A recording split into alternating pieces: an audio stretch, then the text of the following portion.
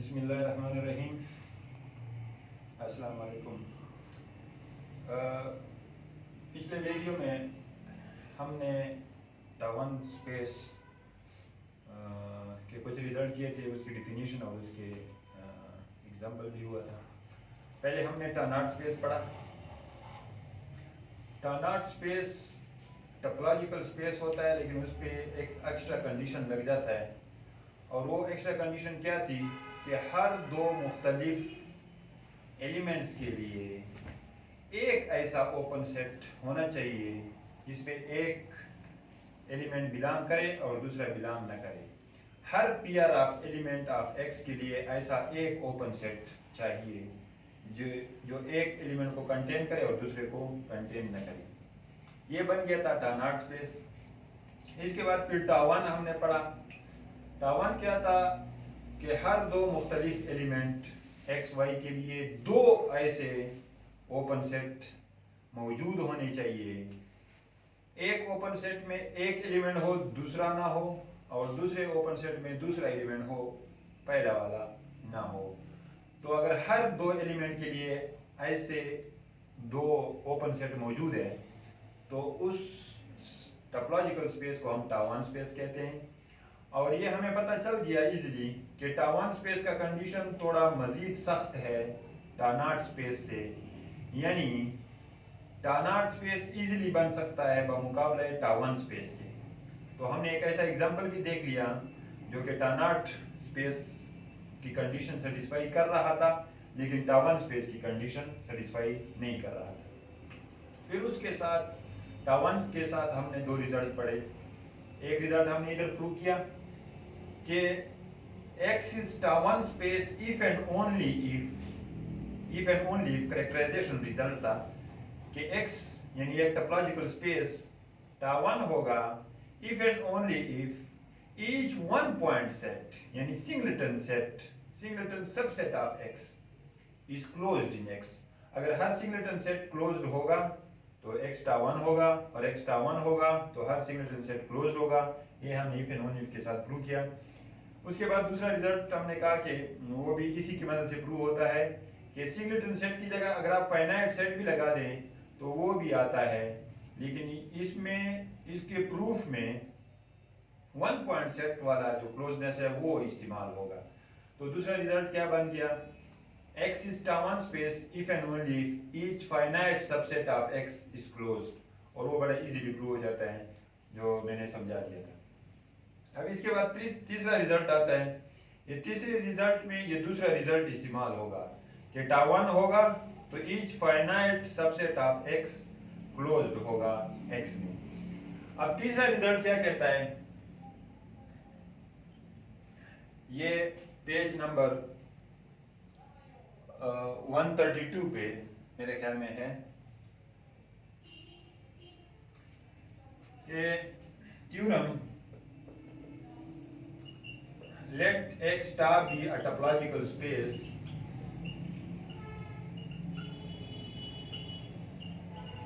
and let A be a subset of X, then X belong to X is limit point of A if and only if each open neighborhood को आप कोई भी नाम दे सकते हैं, open neighborhood of X contains infinitely many elements of A। Proof। तो पहली बात तो यह है कि इसके स्टेटमेंट को हमने समझना है। इसका स्टेटमेंट बहुत इंपॉर्टेंट है। अगर आप लोगों को याद हो तो लिमिट पॉइंट की जो बेसिक डिफिनीशन है वो क्या है? यानी X is limit point of A where A is subset of X। X is limit point of A if and only if definition क्या था? डिफिनीशन ये था कि हर ओपन नेबरहुड ऑफ एक्स, यानी ओपन सेट हो और एक्स उसमें belong करे, हर ओपन नेबरहुड ऑफ एक्स ए को इंटरसेक्ट करे, यानी ए के साथ उसका इंटरसेक्शन नॉन एम्प्टी आए, G O intersection A other than X is non empty. ये लिमिट पॉइंट की डिफिनीशन है कि एक पॉइंट किसी भी सेट का लिमिट पॉइंट बनता है, यानी उसके डिराइवेड सेट में होता है। डिराइवेड सेट किसे कहते हैं? Set of limit points. X limit point होता है ए का अगर हर open neighbourhood for each open neighbourhood O of X, O जो है एक्स का नेबरहुड है, हर एक नेबरहुड ये रिप्रेजेंट कर सकता है, ये ए के साथ इंटरसेक्शन एम्प्टी देगा। ये है बेसिक डिफिनीशन लिमिट पॉइंट का। लेकिन इस नॉन एम्प्टी में हमें ये पता नहीं चलता कि ये मतलब ये जरूरी नहीं है कि यहाँ पर फाइनाइट सेट आएगा या इनफाइनाइट सेट आएगा। नॉन एम्प्टी हो गया, चाहे एक एलिमेंट आए, चाहे दो आए, चाहे तीन आए, चाहे इनफाइनाइट सेट आए, चाहे इनफाइनाइट आए, सब कुछ हमें कबूल है लिमिट पॉइंट बनाने के लिए, सिर्फ हमें नॉन एम्प्टी चाहिए। और ये x जो है ये हम o से भी निकाल सकते हैं और a से भी निकाल सकते हैं, कोई फर्क नहीं पड़ता। हमें चाहिए ये कि o और a इंटरसेक्ट करे, हर ओपन सेट o a को इंटरसेक्ट करे अदर देन x, यानी x को निकाल के, x की बात नहीं होगी। अगर सिर्फ x कॉमन में आता है तो फिर हमें और बाकी कुछ नहीं आता तो उसको हम नॉन एम्प्टी नहीं कहेंगे, बल्कि वो एम्प्टी हो जाएगा अदर देन x। तो x के अलावा बात होगी हर ओपन सेट a को इंटरसेक्ट करेगा, ये लिमिट पॉइंट है। यहां पर फर्क क्या आ गया? बाकी वही बात है, each open neighbourhood of x contains, सिर्फ ये इनफाइनाइट वाली चीज एक्स्ट्रा आ गई। वो ये बात करना चाह रहा है कि ये जो सेट आएगा o और a का इंटरसेक्शन a से इनफाइनाइट सेट आएगा, यानी नॉन एम्प्टी तो होगा क्योंकि इधर लिमिट पॉइंट ऑफ a है, लिमिट पॉइंट ऑफ a से तो नॉन एम्प्टी तो जरूर होगा। हर open neighbourhood of x contain करेगा a के पॉइंट को भी, लेकिन इनफाइनाइट सेट वो कहता है आएगा। इनफाइनाइट कब आएगा? अगर टावन स्पेस हो। यहां पर हमने एक चीज स्टेटमेंट में छोड़ी है, लेट x बी आ टावन स्पेस, यानी टावन स्पेस की वजह से ये तब्दीली आ जाएगी लिमिट पॉइंट में कि इनफाइनाइटली मेनी टर्म्स हमारे पास, और ये रिजल्ट भी इफ एंड ओनली इफ के साथ है, यानी इनफाइनाइटली टर्म कंटेन करेंगे तो लिमिट पॉइंट होगा, लिमिट पॉइंट होगा तो ये इनफाइनाइटली टर्म कंटेन करेंगे। इसका रिवर्स बहुत आसान है कि अगर हर नेबरहुड a को इंटरसेक्ट करता है इनफाइनाइट टर्मों के साथ तो फिर नॉन एम्प्टी तो हो ही गया। जब नॉन एम्प्टी हो गया तो लिमिट पॉइंट हो गया। लेकिन मसला ये है कि इस साइड से इधर आए कि लिमिट पॉइंट हो तो फिर कोई भी ओपन नेबरहुड फाइनाइट नहीं देगा। नॉन एम्प्टी तो हो जाएगा बाय डिफिनीशन, लेकिन फाइनाइट पे वो पाबंदी लगा रहा है कि फाइनाइट नहीं आएगा बल्कि क्या आएंगे? Infinite term. तो इसको हमने प्रूव करना है। प्रूफ क्या है? Let x is limit point of a। हमने मान लिया x limit point of a है, so by definition o intersection a other than x is not equal to empty for each open neighborhood O of x। तो ये हमारे पास आ गया कि ये तो डिफिनीशन है कि जब लिमिट पॉइंट होगा तो नॉन एम्प्टी आएगा। नीड हमारे पास क्या है? नीड हमारे पास ये है कि वो intersection A is equal to infinite set for each open neighbourhood O of x. वो सिर्फ ये मांग रहा है कि ये जो है वो intersection A is infinite set. ये इनफाइनाइट सेट वो कहता है कि आएगा, या इज इनफाइनाइट सेट लिखते हैं, तो कहता है कि ये इनफाइनाइट सेट आएगा यहाँ पर भी for each open neighbourhood O of x. हम क्या कर लेंगे, हम कंट्रोलर सपोज कर लेंगे, इनफाइनाइट की जगह एक ऐसा ओपन नेबरहुड हम ले लेंगे, उसको हम फाइनाइट ले लेंगे। फाइनाइट लेंगे, कंट्रडिक्शन अगर आ गया तो हमारा काम हो गया। कंट्रोलरी सपोज दैट देयर एग्जिस्ट, हम कहते हैं एक ऐसा open neighbourhood g of x such that, जो कि क्या देता है a के साथ, g intersection a is finite set. हमने कहा कि ये फाइनाइट देता है, g इंटरसेक्शन a हमारे पास क्या आता है, फाइनाइट सेट आता है। G इंटरसेक्शन A जब फाइनाइट आएगा तो G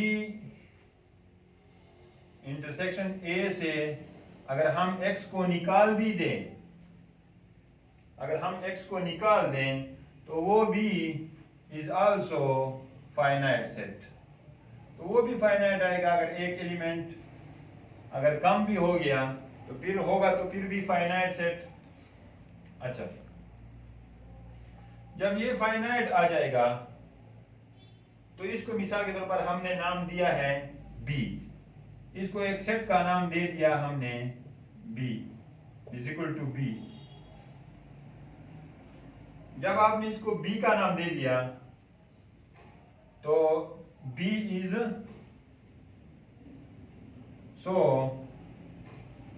B is finite set,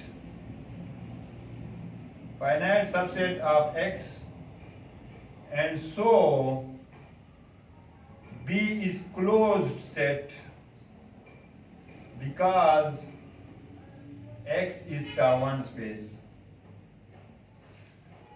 पिछला थ्योरम याद रखें, याद कर ले कि हमने पढ़ा था कि tau1 स्पेस में हर फाइनाइट सेट क्या होता है, क्लोज होता है। तो यहाँ पर जब जो फाइनाइट हमने लिया है अदर देन x, जिसको हमने b का नाम दिया है, तो वो क्लोज आ जाएगा। जब वो क्लोज आ जाएगा तो वो फाइनाइट होगा, तो फाइनाइट क्या होता है, tau1 की वजह से क्लोज हो जाएगा बाय प्रीवियस थ्योरम। अच्छा, अब such that x belong to B, x does not belong to B, और x इस B में नहीं है क्योंकि यहाँ पर देखिए x इससे निकला हुआ है। This implies that x belong to B complement where B complement is open set। जब B closed होगा तो B complement open हो जाएगा, और x जो है वो B complement में होगा क्योंकि x B में नहीं है। तो B complement खुद B complement B ये है और B complement इसका complement है, तो B complement एक ओपन सेट आ गया। वो ओपन सेट जो x को कंटेन करता है, तो B complement x का ओपन नेबरहुड हो गया। Let H is equal to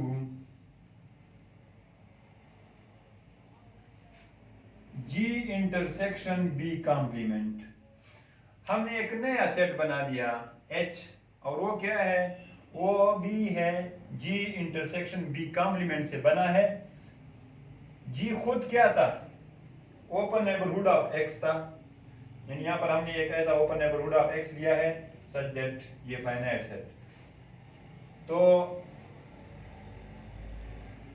H जो है ये intersection of two open set, ये भी ओपन सेट है, ये भी ओपन सेट है, सो H खुद भी ओपन होगा और X G में भी है और B कॉम्प्लीमेंट में भी है, सो X H में भी होगा.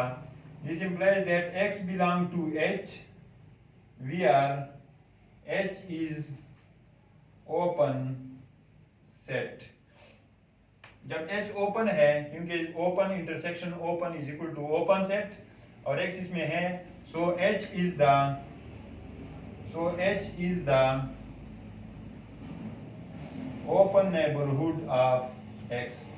तो हमें एक नया ओपन नेबरहुड ऑफ X मिल गया है H की सूरत में, जो कि बना है G इंटरसेक्शन B कॉम्प्लीमेंट से.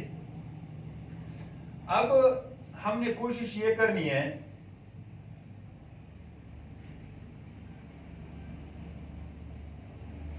कि इस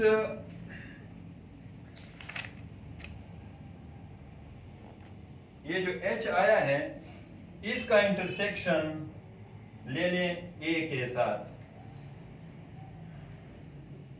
एक बात यहां पर याद रखें कि हमारे पास हमने जो हमारे हाथ में ताकत है वो क्या है, X is limit point of A, जिसका मतलब है कि A डिफरेंस X का हर ओपन नेबरहुड ऑफ X के साथ इंटरसेक्शन नॉन एम्प्टी आएगा.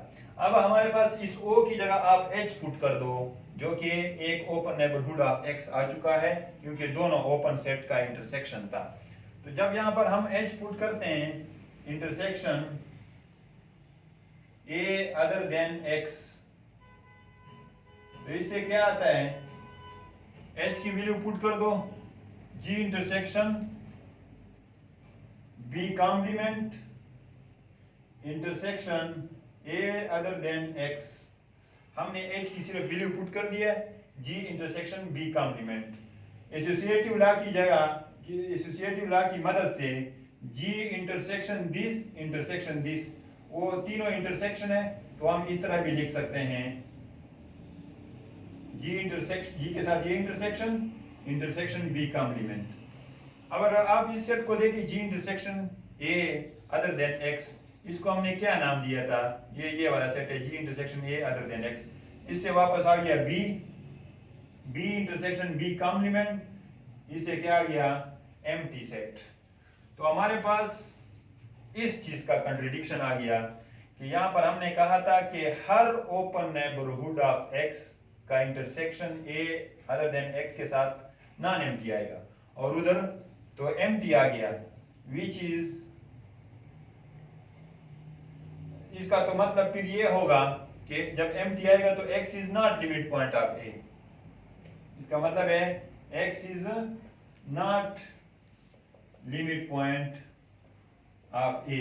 क्यों? क्योंकि हमें एक ऐसा नेबरहुड X का मिल गया है जिसका A के साथ इंटरसेक्शन एम्प्टी आता है, विच इज कंट्रडिक्शन. ये तो कंट्रडिक्शन है. सो जब ये कंट्रडिक्शन आ गया तो इसकी मदद से, ये कंट्रडिक्शन क्यों आया, क्योंकि हमने कहा था contrary suppose that there exists open neighborhood G of X such that finite set. हमने कहा था कि फाइनाइट अगर आता है तो फिर कंट्रडिक्शन आता है. यहाँ पर अगर आप दरमियान में देखें तो टावन स्पेस की कंडीशन यूज हो गई, B इज क्लोज्ड. क्यों आ गया? क्योंकि टावन था. तो इस वजह से हमने ये मान लिया है कि कोई भी फाइनाइट नहीं आएगा, बल्कि सारे इनफाइनाइट आएंगे. Each open neighborhood of X contain infinitely many points. So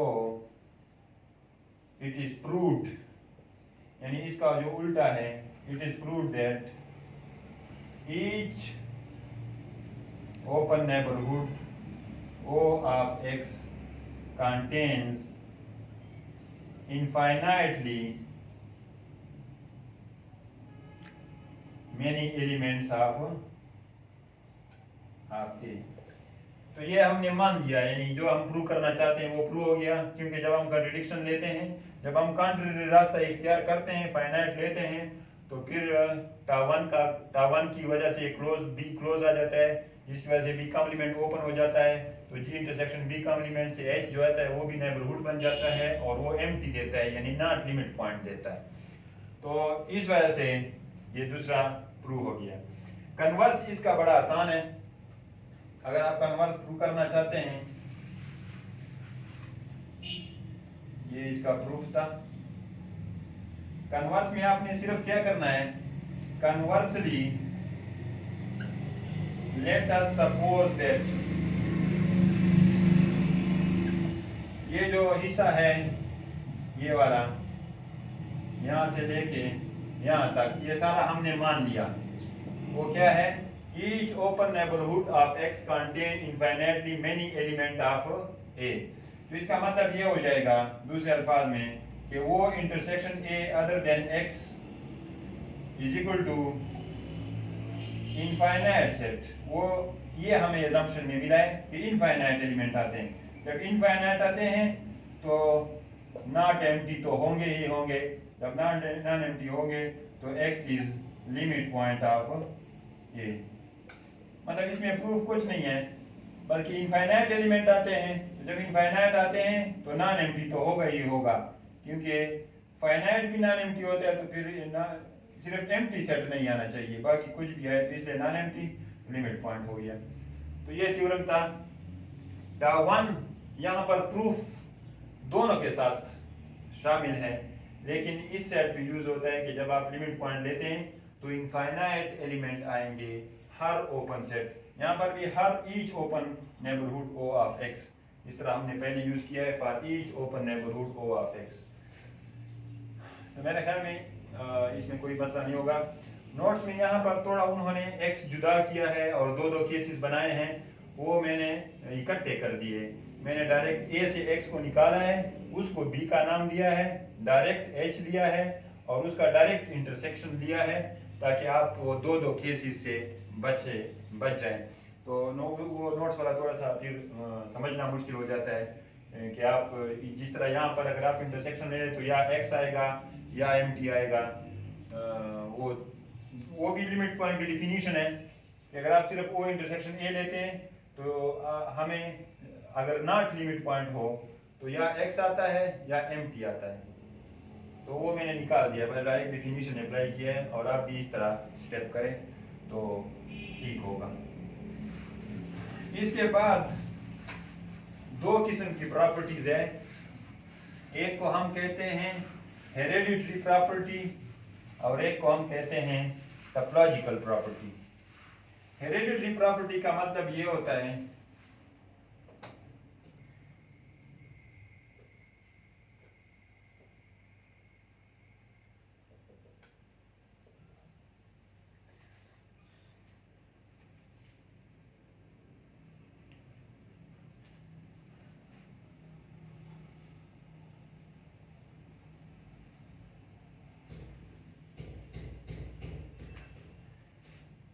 जो भी स्पेलिंग है हेरेडिटरी प्रॉपर्टी।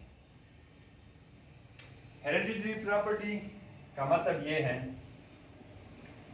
एक स्पेस है, उसमें कुछ क्वालिटी है, अगर वही स्पेस वो क्वालिटी अपने सब स्पेस में ले जाती है, यानी सब स्पेस भी वो क्वालिटी इख्तियार करता है, तो उस प्रॉपर्टी को हेरेडिटरी प्रॉपर्टी कहा जाता है।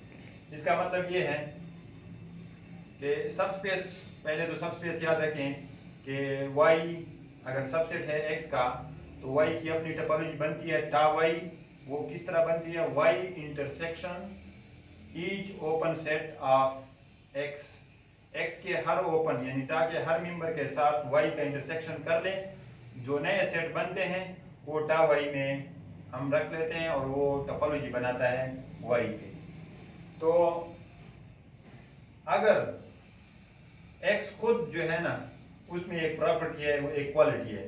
जैसे अगर x की सर पे टोपी है तो अगर उसके हर सब स्पेस पे भी के सर पे भी टोपी होती है तो टोपी होना, ये जो प्रॉपर्टी है सर पे टोपी होना, ये हेरिडिटरी प्रॉपर्टी बन जाती है, हेरिडिटरी क्वालिटी बन जाती है।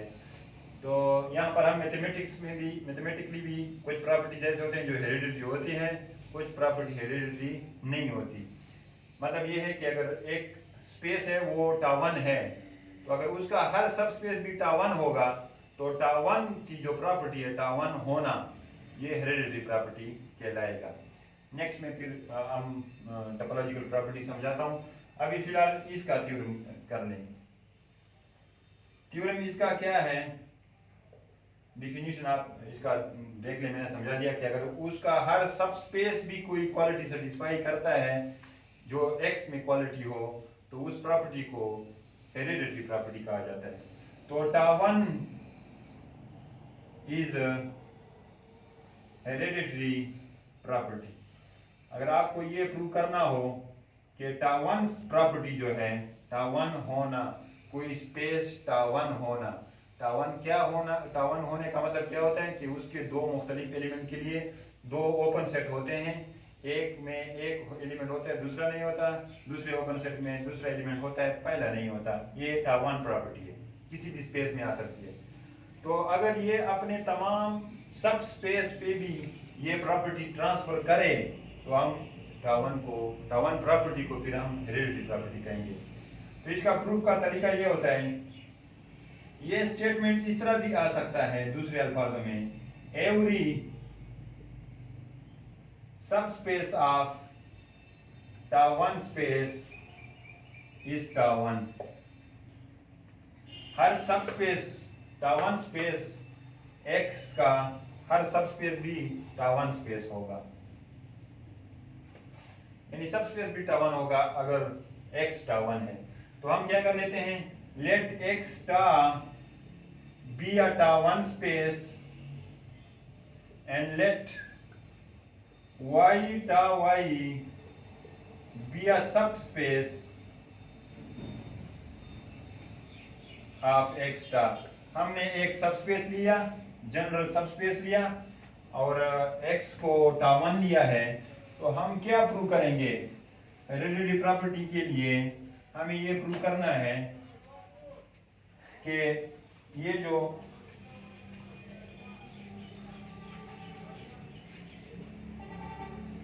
हेरिडिटरी प्रॉपर्टी के लिए हमने ये प्रूव करना है कि वाई टा वाई यानी इसका सबस्पेस जो है ये भी टा1 है। Need to prove that Y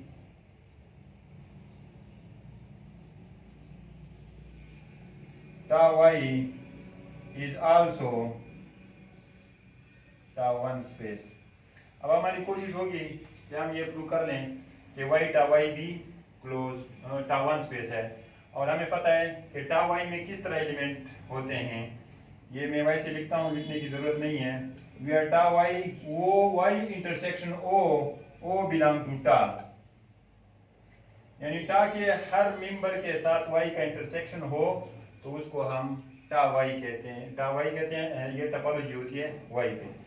अब हमारी कोशिश है कि ये टा1 प्रूव हो जाए, वाई टा वाई। तो किस तरह टा1 प्रूव होगी, इसके हम दो एलिमेंट लेंगे।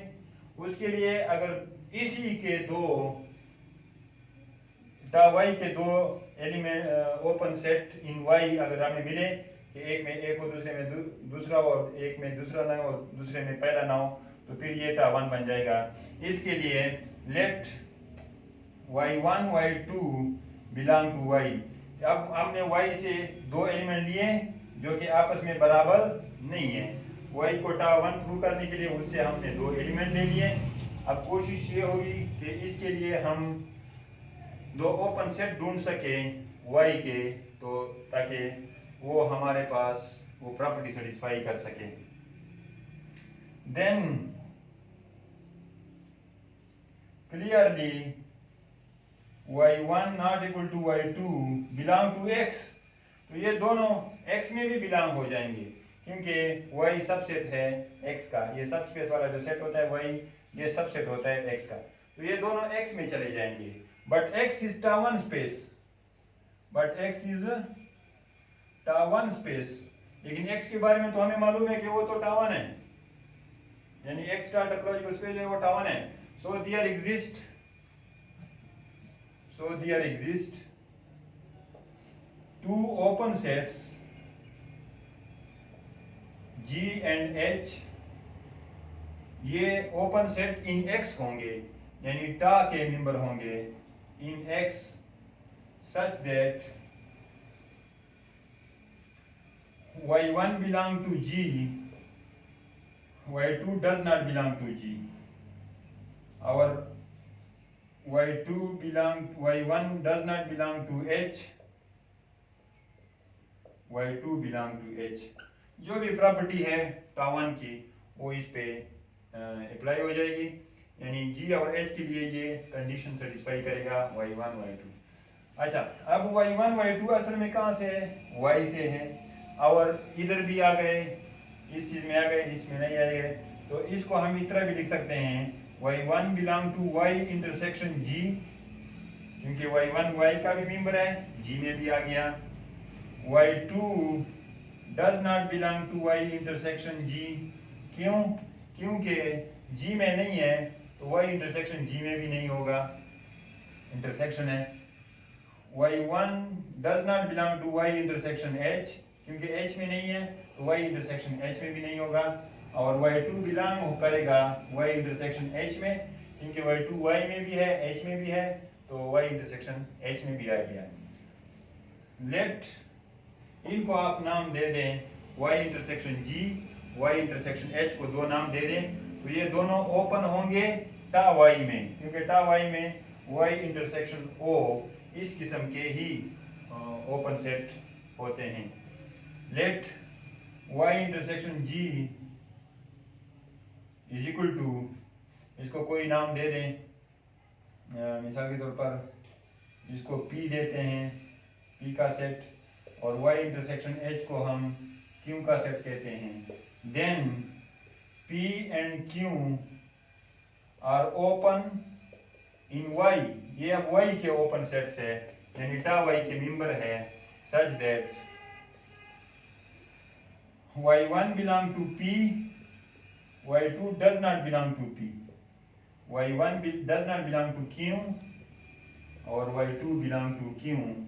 तो P और Q दो y के दो ओपन सेट है जो कि y के एलिमेंट के लिए टा 1 वाला कंडीशन सेटिस्फाई कर देता है।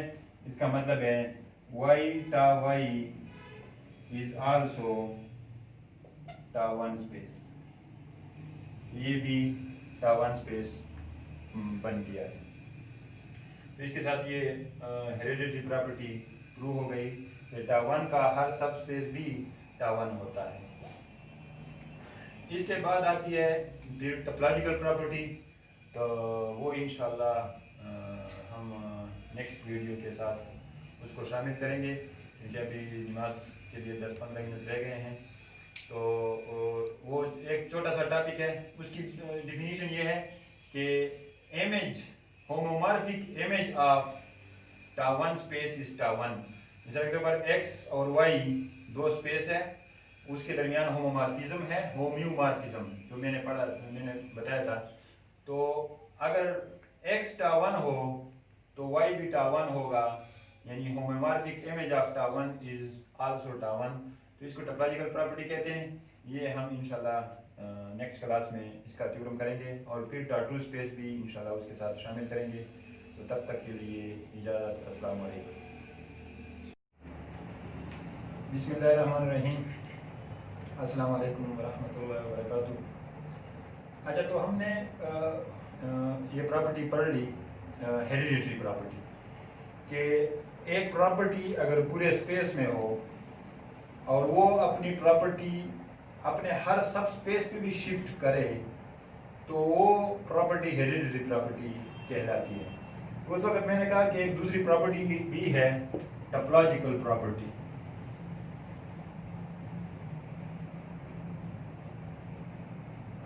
टोपोलॉजिकल प्रॉपर्टी, हेरिडिटरी प्रॉपर्टी तो ये थी कि एक प्रॉपर्टी अपने सब स्पेस पे शिफ्ट करे, यानी मिसाल के तौर पर टा 1 को हमने प्रूव किया इससे पहले। ये छोटा सा क्लिप उसी वीडियो के साथ अटैच करेंगे, क्योंकि ये इसी के साथ है। फिर हम टा 2 स्पेस के लिए नया वीडियो बनाएंगे डिटेल के साथ, तो ये उसी का हिस्सा है। तो हेरिडिटरी प्रॉपर्टी ये थी कि एवरी सब स्पेस भी वही प्रॉपर्टी रखे जो x की प्रॉपर्टी होती है, तो उस प्रॉपर्टी का नाम क्या हो जाता है? Hereditary property. तो हमने टा 1 को प्रूव किया कि द प्रॉपर्टी ऑफ बीइंग टा 1, कोई स्पेस टा 1 है तो ये प्रॉपर्टी हेरिडिटरी प्रॉपर्टी होगी, क्योंकि एवरी सब स्पेस ऑफ टा 1 स्पेस बी टा 1 स्पेस होगा, और वो हमने प्रूव किया था। टोपोलॉजिकल प्रॉपर्टी क्या होती है वो मैंने पिछले लेक्चर में भी वो किया था कि होमोमॉर्फिक इमेज ऑफ, अगर होमोमॉर्फिज्म के जरिए एक प्रॉपर्टी x से y पे शिफ्ट हो सके तो उस प्रॉपर्टी को हम टोपोलॉजिकल प्रॉपर्टी कहते हैं।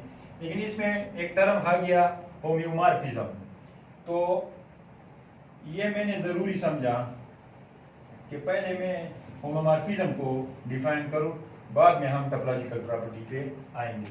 होमोमॉर्फिज्म असल में वो पिछले चैप्टर कंटिन्यूअस फंक्शन का हिस्सा था, लेकिन वहाँ पर हमने इसको वो डिटेल के साथ नहीं पढ़ा। अब यहाँ पर इसकी डिफिनीशन भी करेंगे, एग्जाम्पल तो उसका आसान है, वो आप खुद देख सकते हैं, और उसके साथ एक रिजल्ट कि homomorphism is an equivalence relation, तो वो भी करेंगे, वो भी मैं बता दूंगा। बाकी वो आप हमने किया है, उसका जो असल हिस्सा है। तो होमोमॉर्फिज्म आप लोगों को समझ में मतलब आ जाएगा। तो जब होमोमॉर्फिज्म समझ आ जाएगा उसके बाद फिर आप टोपोलॉजिकल प्रॉपर्टी को भी समझ सकते हैं, क्योंकि टोपोलॉजिकल प्रॉपर्टी होमोमॉर्फिज्म को यूज करता है। तो होमोमॉर्फिज्म क्या होता है? Homeomorphism let x star and y star dash be any two topological spaces. मिसाल के तौर पर ये दो टोपोलॉजिकल स्पेसेस है, and let f x to y be any function, तो हमने कोई भी फंक्शन ले लिया है x से y तक, then f is called homeomorphism. If, यहां पर एक चीज नोट करें, ये है होम्यू MEO, यानी ये होमोमॉर्फिज्म नहीं है जो ग्रुप में हम पढ़ते हैं। होमोमॉर्फिज्म का मतलब क्या होता है? A phi from G to G dash homomorphism कहलाता है। अगर phi of A B equal to phi of A phi of B, binary operation वो यूज करता है G और G डैश, तो वो होमोमॉर्फिज्म था, ये होम्योमॉर्फिज्म था, इसमें एक ही ज्यादा है। तो ये डिफरेंशिएट करेगा कि ये हम बात करते हैं टोपोलॉजिकल स्पेसेस के दरमियान फंक्शन की। इफ इसके तीन प्रॉपर्टी है, अगर कोई फंक्शन तीन प्रॉपर्टी सेटिस्फाई करता है तो उसको हम होम्योमॉर्फिज्म कहते हैं। पहली प्रॉपर्टी क्या है? f is bijective function. पहले तो उसकी बाइजेक्टिवनेस जरूरी है। बाइजेक्टिव फंक्शन यानी 1 1 एंड ऑन टू दोनों होने चाहिए।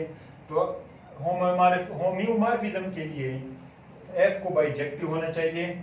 दूसरी property, f is continuous function. f को कंटिन्यूटी, f की कंटिन्यूटी भी जरूरी है, और कंटिन्यूटी हमने पिछले चैप्टर में पढ़ी है कि अब एक पॉइंट पे कैसे कंटिन्यूअस होता है, और जब अपने तमाम पॉइंटों पे कंटिन्यूअस होता है तो फिर उस फंक्शन को कंटिन्यूअस फंक्शन कहलाता है। उस फंक्शन को कंटिन्यूअस फंक्शन कहलाया जाता है, कहा जाता है। अब उसके लिए फिर हमने दो रिजल्ट पढ़े, काफी रिजल्ट पढ़े कंटिन्यूअस फंक्शन के साथ, इफ एंड ओनली इफ के साथ। एक रिजल्ट ये था कंटिन्यूअस फंक्शन के साथ कि f is continuous if and only if the inverse image of each open set of y is open in x, ये भी पढ़ा। दूसरा पढ़ा कि f is continuous if and only if inverse image of each closed set of y is closed in x, और दूसरे f of a closure is subset of f of a whole closure, और ये वाले interior f of a interior is subset of f of a whole interior। ये सारे result हमने पढ़े थे। उसके साथ भी if and only if के साथ है, वो आप देख सकते हैं। तो f कंटिन्यूअस होना चाहिए। इसके लिए जो दो सबसे बेसिक जो रिजल्ट है वो यही दो है, the inverse image of each open set of y is open in x, और inverse image of each close set of y is closed in x। Inverse image close होना चाहिए। होमोमॉर्फिज्म की तीसरी प्रॉपर्टी ये है, अच्छा पहले इसके साथ वो दोनों रिजल्ट लिख लें। पहला रिजल्ट ये है कि inverse f is continuous if and only if for कोई भी ओपन सेट अगर हम y में ले लें for a belong to ta dash implies that f inverse a belong to ta, यानी ओपन सेट ऑफ y का इनवर्स इमेज ओपन होगा x में। ये हमारे पास f की कंटिन्यूटी देता है। और दूसरी बात, f is continuous if and only if for a closed in x implies that f inverse a is closed in y, f inverse a is closed in x। यानी अगर कोई सेट क्लोज है y में तो उसका inverse image close होगा x में। Inverse image of each close set of y is closed in x। तो ये दो रिजल्ट दोनों कंटिन्यूटी देता है हमें।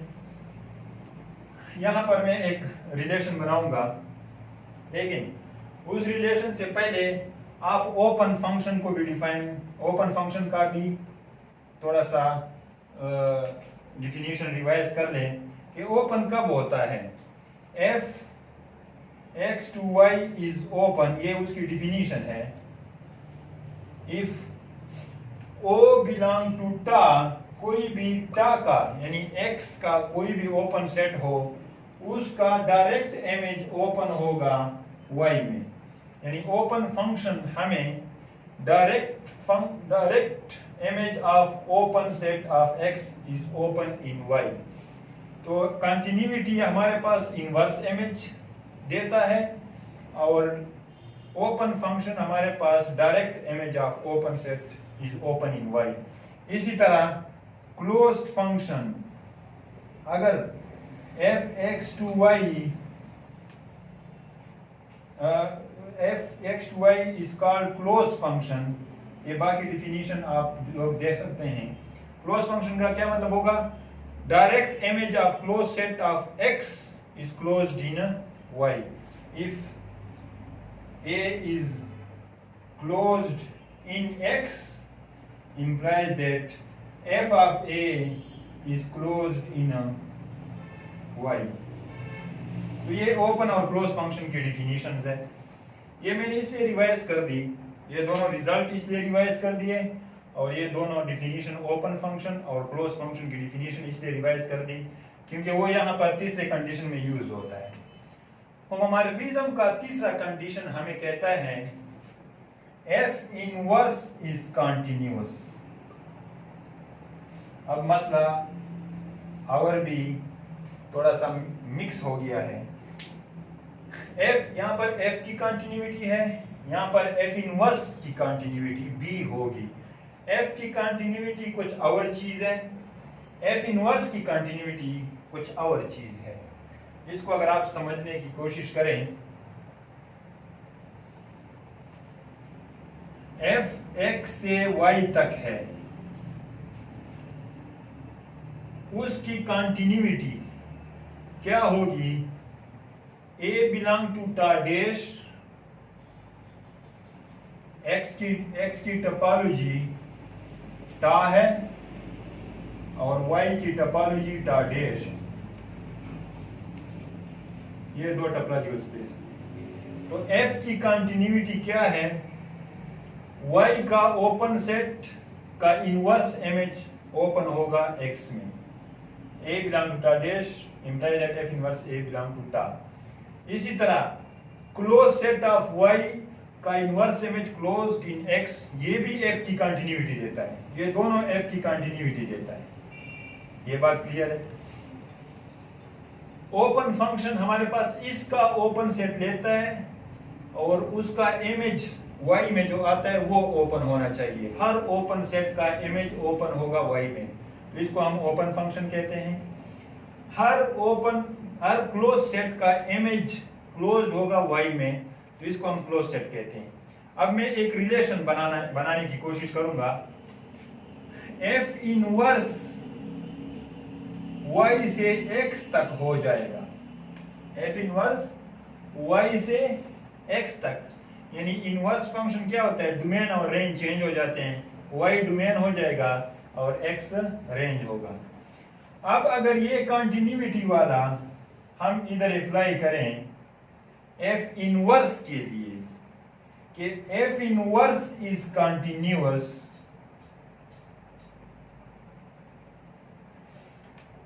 f इज कंटिन्यूअस, उसके रेंज के स्पेस का जो भी ओपन सेट होगा उसका इनवर्स इमेज अंडर एफ वो ओपन होगा डोमेन में। अब तो हमारा फंक्शन बन गया है एफ इनवर्स, फंक्शन हमारा पास एफ इनवर्स है, डोमेन उसका y है, रेंज उसका क्या है, x है। तो अब यहां पर इसकी जब कंटिन्यूटी की बात होगी तो यहां पर हम ओपन सेट लेंगे x वाला और उसका inverse image under F inverse open होना चाहिए y में, फिर एफ इनवर्स की कंटिन्यूटी हमारे पास आ जाएगी। F inverse is continuous if for any o belong to tau, ये रिजल्ट अप्लाई कर रहे हैं, एफ इज कंटिन्यूअस की जगह f inverse is continuous if any o belong to tau. यहां पर टा डेट से एलिमेंट लेते थे क्योंकि रेंज y था, अब रेंज x है तो उसका ओपन सेट लोगे और उसकी टोपोलॉजी टा है तो o बिलोंग टू टा इंप्लाइज करेगा a बिलोंग टू टा dash f inverse a belong to tau. अब टा से o आ गया, उसका f इनवर्स का इनवर्स, क्योंकि फंक्शन खुद f इनवर्स है, उसका भी इनवर्स इमेज एफ इनवर्स का इनवर्स इमेज y में ओपन होगा, बिलोंग टू टा डैश होगा, बिलोंग टू टा की जगह बिलोंग टू टा डैश होगा क्योंकि इसका रेंज और डोमेन चेंज हो गए हैं। तो इस कंडीशन को अगर आप थोड़ा सा देख लें, o बिलोंग टू टा इंप्लाइज दैट एफ इनवर्स का इनवर्स o, एफ इनवर्स का इनवर्स क्या बन जाता है, f of o belong to टा डैश। तो f इनवर्स इज कंटिन्यूअस, ये वही पहला रिजल्ट अप्लाई किया है, उससे हमारे पास आ गया x का ओपन सेट, x टा की में जो स्पेस है उसका open set o belong to टा implies that f of o belong to टा डैश, यानी x का ओपन सेट का सिंपल इमेज ओपन आ गया y में। तो इसी चीज को अगर आप ले लें, इसी चीज को वापस ले लो और ओपन फंक्शन की डिफिनीशन को देखो। ओपन फंक्शन क्या होता है, f ओपन होता है x से y तक, इफ o बिलोंग टू टा, o बिलोंग टू टा implies that f of o belong to टा dash, implies that f of o belong to टा डैश। तो ये बिल्कुल वही चीज आ गई जो ओपन फंक्शन की डिफिनीशन है। इसका मतलब क्या हो गया कि f इनवर्स की कंटिन्यूटी असल में बराबर है, सेम चीज है f इज ओपन फंक्शन का। ये पूरी कहानी जो मैंने समझाई इस रिजल्ट पे f इनवर्स अप्लाई किया और उससे जो आ गया वो ओपन फंक्शन के साथ इक्विवेलेंट हो गया। इससे मेरा मकसद ये था कि आप लोगों को ये प्रूव करा दूं कि f इनवर्स की जो कंटिन्यूटी है, f इनवर्स की जो कंटिन्यूटी है वो बराबर होती है f इज ओपन फंक्शन की। बिल्कुल इसी तरह अगर f इनवर्स पे ये वाला थ्योरम अप्लाई कर दें, दूसरा वाला, तो वो किस चीज के इक्विवेलेंट आ जाएगा, f इज क्लोज्ड फंक्शन। इसका मतलब है कि f इनवर्स की continuity is also equivalent to f is closed function, क्योंकि इसमें inverse image of close set is closed in x, तो उस पे f इनवर्स अप्लाई करोगे तो direct image of close set is closed in y हो जाएगा और उससे फंक्शन क्या हो जाएगा, क्लोज फंक्शन। तो ये तीसरा कंडीशन जो है इसके तीन शक्ल है।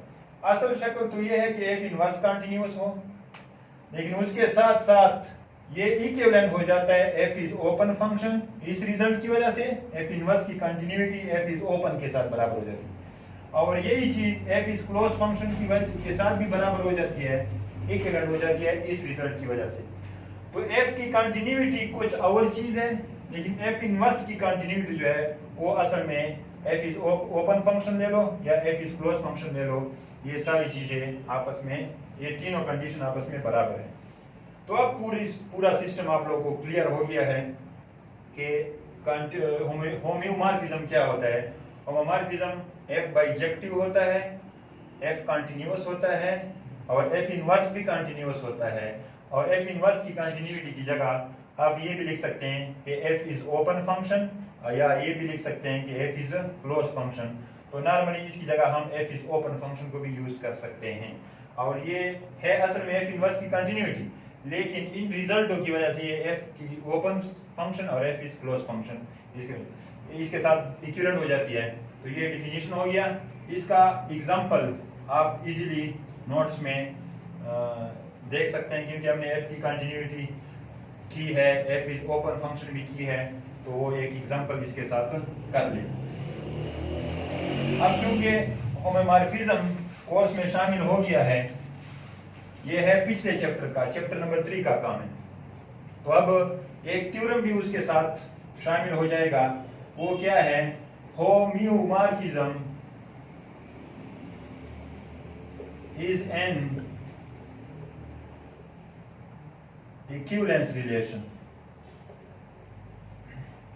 कि होम्योमॉर्फिज्म जो दो टोपोलॉजिकल स्पेस के दरमियान होम्योमॉर्फिज्म होता है, ये एक इक्विवेलेंस रिलेशन है। और ये प्रूफ तो मैं इधर नहीं करता, आप लोग खुद करें, क्योंकि इसमें प्रूफ का कोई चीज नहीं है इतना खास।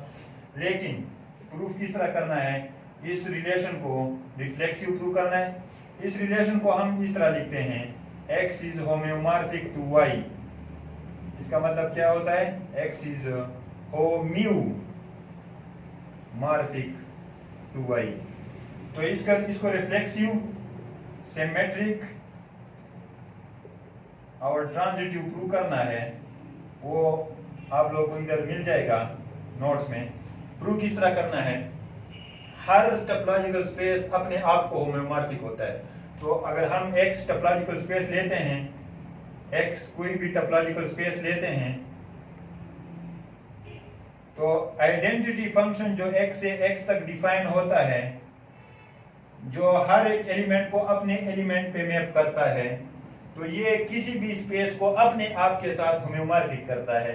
ये वाला जो फंक्शन है, ये खुद भी कंटिन्यूअस होता है, बाइजेक्टिव भी होता है, और इसका इनवर्स भी कंटिन्यूअस होता है। तो ये फंक्शन हम डिफाइन करते हैं सिंपली। जब हम उसको सिमेट्रिक प्रूव करते हैं, तो let f x to y is homeomorphism. तो सिमेट्रिक के लिए ये इसका मतलब क्या होता है? Let x is homeomorphic to y। Need क्या है? y is homeomorphic to x। ये हमारी कोशिश होगी कि ये प्रूव करें। इससे क्या आ जाता है? f is bijective, f is continuous, f inverse is continuous, ये आ जाता है। तो हम y से f इनवर्स डिफाइन कर लेते हैं x तक। देन f इनवर्स लाजमी तौर पे y से x तक होगा। जब f बाइजेक्टिव है, तो f इनवर्स इज बाइजेक्टिव होगा, क्योंकि f इनवर्स इसी तरह डिफाइन होता है। f कंटिन्यूअस है, f इनवर्स भी कंटिन्यूअस है। तो f इनवर्स को इधर ले आते हैं, f इनवर्स इज कंटिन्यूअस, और f को इधर ले आते हैं, f को लिख लेते हैं f इनवर्स का inverse is continuous. f inverse का इनवर्स का मतलब असल में f है। तो इन तीनों को हमने थोड़ा सा चेंज कर दिया, f के बाइजेक्टिवनेस के साथ f इनवर्स का बाइजेक्टिवनेस।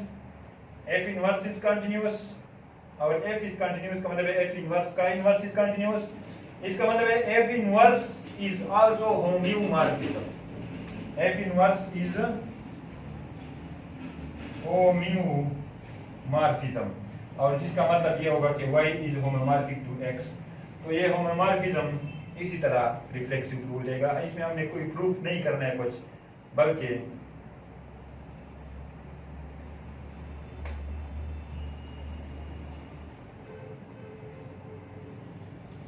इसमें कुछ प्रूफ का नहीं है, बल्कि सिंपली एक दूसरे कंडीशन चेंज करने हैं।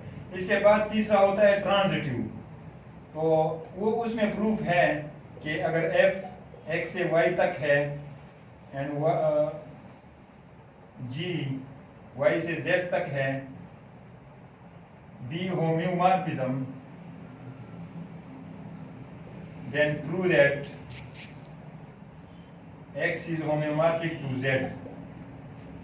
अगर x होम्योमॉर्फिक हो y को और y होम्योमॉर्फिक हो z को, then x is होम्योमॉर्फिक to z।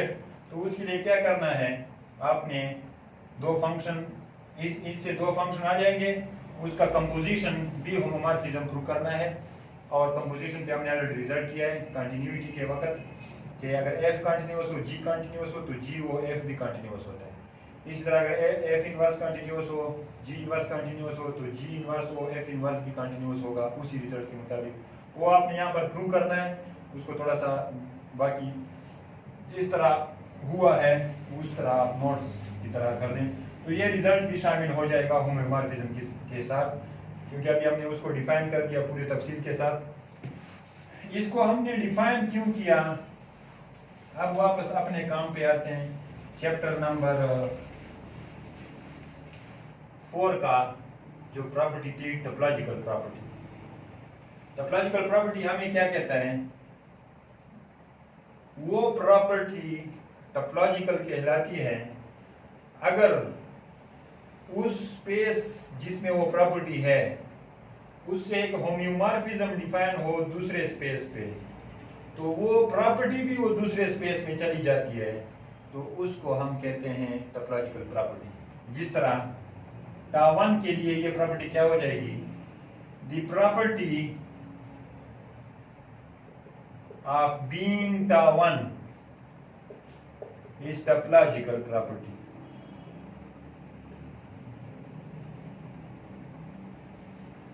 इसका स्टेटमेंट इस तरह भी लिख सकते हैं, दी होम्योमॉर्फिक इमेज ऑफ टा1 space is also टा1 space.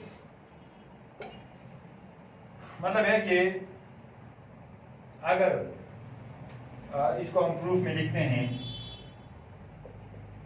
Late x टा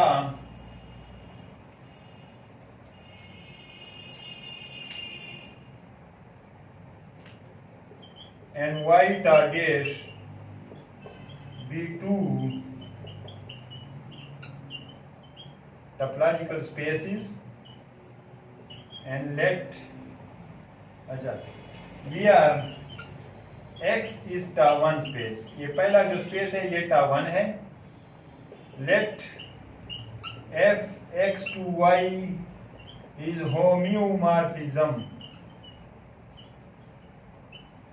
f जो है x से y तक होम्योमॉर्फिज्म है, जो अभी हमने पहले डिफाइन किया। नीड टू प्रूव दैट, फिर हमें क्या प्रूव करना होता है, y is also टा1 स्पेस।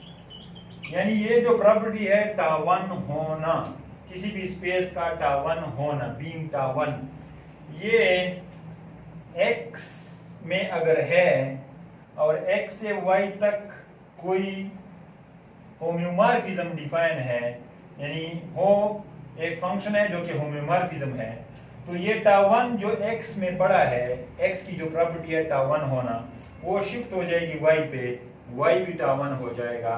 तो अगर प्रॉपर्टी इस तरह है तो इसको टोपोलॉजिकल प्रॉपर्टी कहते हैं। अगर नहीं होती, ये प्रॉपर्टी शिफ्ट नहीं करता होम्योमॉर्फिज्म के जरिए से, वो टोपोलॉजिकल नहीं होता। तो टा1 की प्रॉपर्टी जो है ये टोपोलॉजिकल प्रॉपर्टी है, तो इसको हम इधर प्रूव करेंगे। x टा1 दिया गया है, x और y के दरमियान एक फंक्शन है जो कि होम्योमॉर्फिज्म है। प्रूव ये करना होता है कि इसका जो इमेज है वो भी टा1 होगा। और ये बात याद रखिए कि ये आगे टा2 रेगुलर नॉर्मल में भी इस किस्म के रिजल्ट है, वो आप लोगों ने फिर खुद करने हैं। इसलिए ये दोनों रिजल्ट, इससे पहले जो प्रॉपर्टी है हेरिडिटरी प्रॉपर्टी और ये जो प्रॉपर्टी है टोपोलॉजिकल प्रॉपर्टी, इसको सही तरीके से देख लें। तो y को हमने टा1 प्रूव करना है। इसके लिए क्या करना है, for this let y1 not equal to y2 belong to y।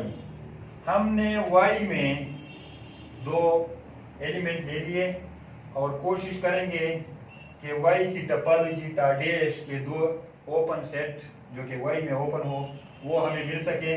जो एक में y1 हो y2 ना हो और दूसरे में y2 हो y1 ना हो, तो y क्या हो जाएगा, टावन हो जाएगा। साथ हमारे हाथ में पावर है कि x जो है वो टावन है। तो y1 not equal to y2 ले लिया, then there exists x1 x2 belong to x such that f of x1 is equal to y1 and f of x2 is equal to y2।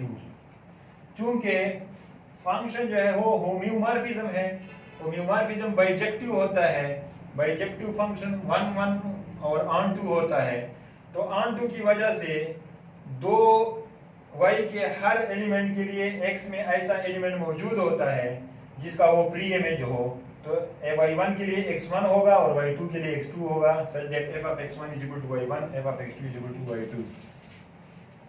तो ये होम्योमॉर्फिज्म का एक on to होना इस्तेमाल हो गया, जिसकी वजह से इसके images, pre images y1 y2 के लिए x के दो एलिमेंट आ गए, प्री इमेजेस जिसके ये इमेजेस है। Since y1 is not equal to y2, y1 और y2 तो बराबर नहीं है, y1 बराबर है f of x1 के, not equal to f of x2 के, इसका मतलब हो जाएगा x1 is not equal to x2। क्योंकि फंक्शन 1 1 है तो फंक्शन वेल डिफाइन है, तो ये वेल डिफाइन की प्रॉपर्टी होती है कि अगर f of x1 is not equal to f of x2 हो तो x1 भी बराबर नहीं होगा x2 की। वेल डिफाइन का मतलब है कि फंक्शन है, उसके डोमेन में रिपीटिशन नहीं होगा, तो वो वाली प्रॉपर्टी ये यूज हो गई। तो x1 not equal to x2, ये x के एलिमेंट है, but x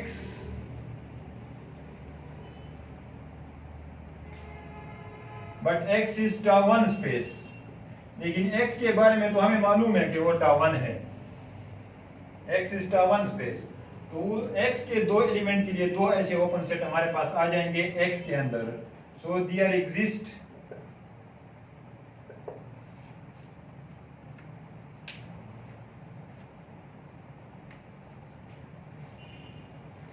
O1 and O2 belong to tau, x में ओपन होंगे such that x1 belong to O1, x2 does not belong to O1, x2 belong to O2 और x1 does not belong to O2।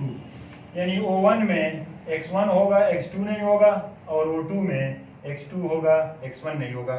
ये town की property है, तो उस property के मुताबिक कंडीशन अप्लाई हो गया, क्योंकि x जो था वो टावन था, इसलिए उसने x1 और x2 के लिए दो ओपन सेट ढूंढ ली। इस पे अगर हम सिंपली f अप्लाई कर दें तो f of x1 belong to f of O1, f of x2 does not belong to f of O1, f of x2 belong to f of O2 और f of x1 does not belong to f of O2। दोनों साइडों पे f apply कर दें तो f के साथ भी ये प्रॉपर्टी, ये शक्ल बन जाएगी। अब सिंस f of x1 और f of x2 तो वही वैल्यू है, ये y1 और y2 के बराबर है।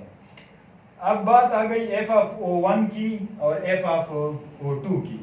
O1 और O2 जो थे वो x में ओपन है, यानी डा के मेंबर है।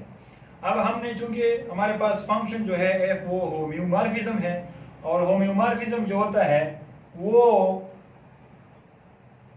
उसका इन्वर्स f इन्वर्स भी कंटिन्यूअस होता है, और हमने पहले समझ लिया है कि f इन्वर्स की कंटिन्यूटी जो है उसका दूसरा वो इक्विवेलेंट है f is open function.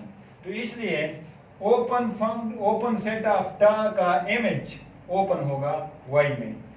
Since f is open function क्यों है? क्योंकि ये f इनवर्स की कंटिन्यूटी के बराबर है। f इनवर्स की कंटिन्यूटी क्यों, वो हमने समझ लिया था कि उसका एक मतलब f इज ओपन फंक्शन भी होता है। सो एफ ऑफ O1 जिसको हम H1 का नाम देते हैं एंड एफ ऑफ O2 जिसको हम H2 का नाम देते हैं आर ओपन इन Y। ये Y के ओपन सेट होंगे क्योंकि ओपन फंक्शन का काम यही होता है कि वो X का ओपन सेट लेके Y में ओपन देता है। तो एफ ऑफ O1 और एफ ऑफ O2 को हमने H1 H2 कहा, जो कि उसको नाम दे दिया और वो Y में ओपन है। F of X1 F of X2 Y1 Y2 है। This implies that Y1 F of X1 Y1 belong to H1, Y2 does not belong to H1, Y2 belong to H2 और Y1 does not belong to H1, where H1 and H2 are open in Y। तो Y में हमें दो ऐसे open set मिले H1 और H2, Y1 और Y2 के लिए। Y1 और Y2 Y में लिए, उसके लिए Y के दो ओपन सेट आ गए H1 H2 जो कि कंडीशन सेटिस्फाई कर रहा है। इसका मतलब है Y और टा डैश इज आल्सो टा वन स्पेस, तो Y भी टा वन बन गया। इसका मतलब है कि अगर X टा वन था, होम्योमॉर्फिज्म डिफाइन हो X से Y तक, तो Y भी टा वन होगा। इसका मतलब है टा वन जो है ये टोपोलॉजिकल प्रॉपर्टी है। इसका मतलब है the property of being टा1 is a topological property। तो ये टोपोलॉजिकल प्रॉपर्टी बन गई। ये उस के साथ हम अटैच कर देंगे इस पूरे वीडियो, तीनों वीडियो को। तीन बन गए, दरमियान में ये भी स्टॉप हुआ था, तो तीनों वीडियो को अटैच करके ये टा1 का काम कंप्लीट हो गया। इसके बाद टा2 का काम शुरू होता है। सबसे मतलब है ना कि ज्यादा काम और अच्छा काम जो है वो टा2, जिसका दूसरा नाम हाउसडार स्पेस भी है, उसका है। वो इंशाल्लाह नेक्स्ट वीडियो में आएगा। आज के लिए इस वीडियो तक के लिए यही काफ़ी है। अस्सलाम वालेकुम व रहमतुल्लाहि व बरकातुहू।